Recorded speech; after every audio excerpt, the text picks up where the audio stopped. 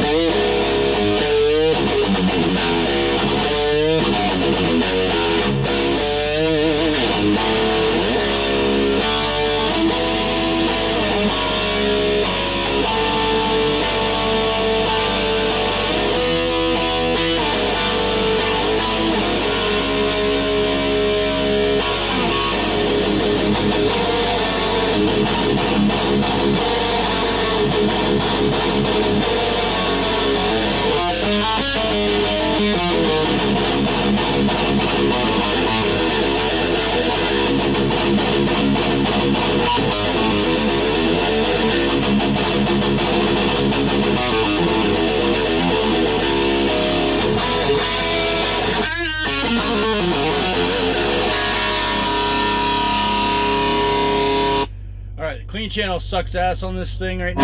It's not very loud. But we'll try to give you an idea of how good these cleans are. I'm going to go up to the neck pickup on this. And here it is.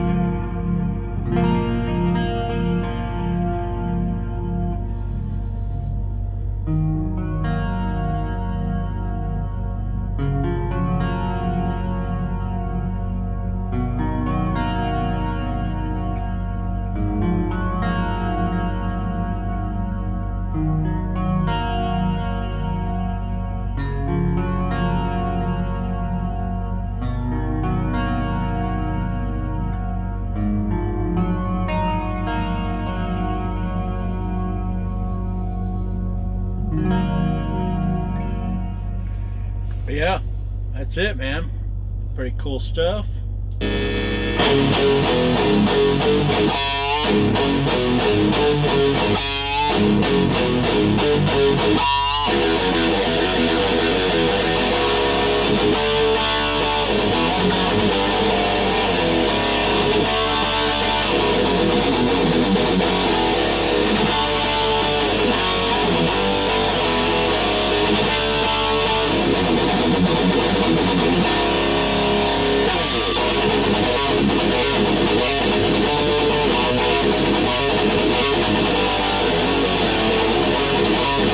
Ah, fucked up!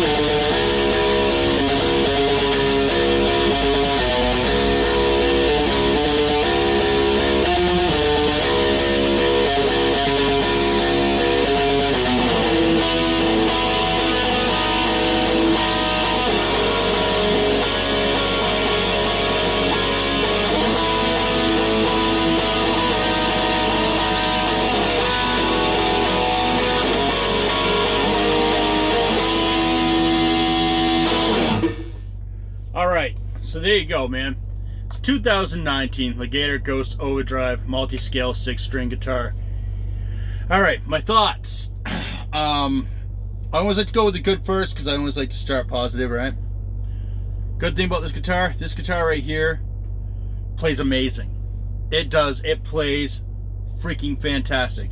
Although, when it got shipped to the house, I have never seen a guitar so piss poorly sent to someone in my life. Now, that doesn't go on Legator. I don't know how to pronounce their company. Because I'm a fucking hillbilly from the state of Maine. Just can't be a hillbilly because you're from up north. I'm a thrillbilly. There you go. So yeah, it was set up horribly. It took me about an hour to get the tweaks out of it so it would be set up somewhat right. Now it plays tit. It plays really good. So a setup is crucial for this guitar. Really don't want to talk shit about Guitar Center, but they're the ones that sent this to me. And my God, you should, if you own a guitar company, you should never send anything that fucked up to anybody. I'm sorry, you should not do it. Again, that's more on Guitar Center than on Legator. Legator's job is to build it, make sure it works right, and ship it out. All right. Second thing, and this is on Legator. All right. $1,400 for this guitar. Let's break it down. There's a lot of guitars you can get that play just as good, maybe even a little bit better quality for less money. So I don't understand what the money is in this. I really thought it was going to have stainless steel frets, maybe glow-in-the-dark side markers. None of that. I thought maybe it would have real pickups in it, and it has their own brand pickups. We all know they can have made for $5 a whack, so no money's invested in that. I will say the bridge on this, awesome. Love it. Love just having a volume. The tones from your hands, playing around with a tone pot, to me is just ridiculous. You know, you want it to be a little fatter, push down a little harder. You want it to be a little brighter, take off a little bit. It's very easy. The neck is increasingly better and better every time I play it. It's so comfortable. And I'm used to C-shaped necks. And this D-shaped neck is, oh man, it plays so good. Great playing guitar. Would I buy this under normal circumstances, no, I would not. Why? The price point, man. Sorry. Watch a sales, like Guitar Center, which, by the way, they did honor their sale, even though this was sent to me before their sale. So if I want to keep it, it's a pretty hefty discount. It's a 15% discount. Kind of puts this into a category where you can justify the money, but it's because it's on sale. It should be where its regular price is at, and your sale price should put you in a more favorable place to buy a guitar. Their locking system works flawlessly. It's good. It's very smooth. It doesn't have no roughness. So because you start to forget, you know, without a headstock, like here in the truck, this is great. This is one main reason why I'm looking for a headless guitar. I'm not hitting my friggin' headstock off shit. You know, you play $4,000 PRSs and you hit it, bang, fuck, you know. Super light, comfortable to play. Your hand does not get tired playing this. I played it for 4 or 5 hours straight. It's really a good guitar. If I had to say negative stuff, one, the setup. I think even from a factory it should be a little setup, but whatever. Guitar Center should have had this thing when I showed up, maybe be a little out of tune. But the neck on this thing looked like a fucking smiley face, like from the side view. That's not looking up the fretboard. That bitch was bowed. And I was nervous. I've never had to turn a truss rod that far ever on a guitar. I've been playing 22 years, although my playing doesn't show it. I am a pretty horrible player. I do it just for fun. It's how I get rid of stress. But yeah, great guitar. It sounds good. I mean, if it sounds good through a little tiny Boss Katana Air, what's it going to sound like through a rig? Now, if people follow me on Facebook, I'll be playing this thing in the future through my EVH 5153 50-watt EL34. I'm hoping it will sound really good. Will it sound good? I don't know. We shall find out. But I will say there's more positives than negatives about this guitar. If you're looking for a multi-scale headless guitar, I would say go check this out. I myself, and hey, if anybody from Legator's watching this shit, I'm tired of dark colored guitars, but they made a version of this that's like a white. Like you can still see the wood grain through it. To me, that's tits up right there. That's the model I wanted, but they don't have it anymore. So if someone has any contacts there, please give them my address. I'd like one of those white ones. And no, truth be known, I'd like to try some of the other ranges, because this is the $1,400 range. What's the difference between this and the beginner and the intermediate area and the high end? I like to try them. And but you know, we do have to mention the stuff that ain't so good about it. You know, definitely can I see the value in this guitar. It's a little tough. You know, you can get an ESP for $400 less. Just isn't headless. Still has the multi-scale. So it's chopping the head off, so you're doing less work. Is that why they're charging more money? I don't know. Because technically this is on a Floyd Rose, and a dime a dozen, right? So, and I don't understand guitar building. I could be way off on that. If anybody wants to set me straight on that, feel free to do it. But really, at the end of the day, if this was like, say its regular price was $999, this would be worth it. Especially if you can get it on sale. You get 15% off. You can get it for $850. That would be fantastic. That'd be a very good price point for this guitar. But yeah, I like it. I like it a lot, and I keep contemplating whether or not I should send it back, because I like it that much.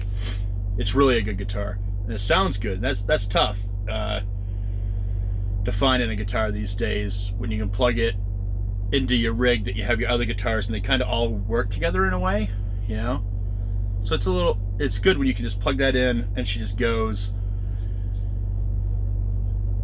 And especially on a little tiny amp like that, you know, it's like.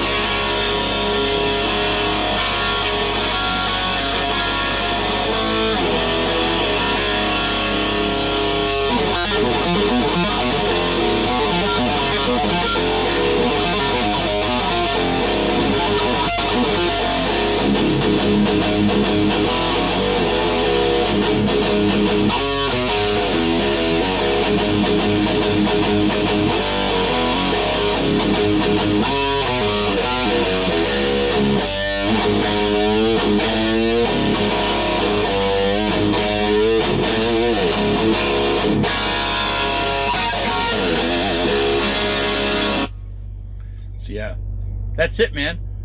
It's a fucking long video. Just to tell you, it's a great guitar. Sounds good. Little price point heavy, we'll call it. But really, at the end of the day, it's better than the Strandberg. That's tough. But I'm gonna make another video where I talk about the difference between my experience with this and the experience with the Strandberg. So keep your eye out for that video if you're wondering, you know, what my ignorant rambles are gonna say about that. But little teaser. If I could have either one for free, you get the Strandberg that was $2,500. This one that's $1,400. I would pick this one, hands down, zero question. I would pick this, even though it's not worth as much and it's not as prestigious. To me, for what I play for guitar, what I'm comfortable with, this guitar slays that Strandberg. Slays. It doesn't just take it out a little bit. This guitar kicks ass compared to that Strandberg. But we'll get into that in another video. Anyhow, y'all be good to one another, and keep music evil. Bring metal to the children. Later. And smash that fucking subscribe button, you assholes. Keep watching the videos, you're not subscribing. What the fuck? Like, for real. Smash that fucking subscribe button, dickhead. Bang! Subscribe like a motherfucker. Later.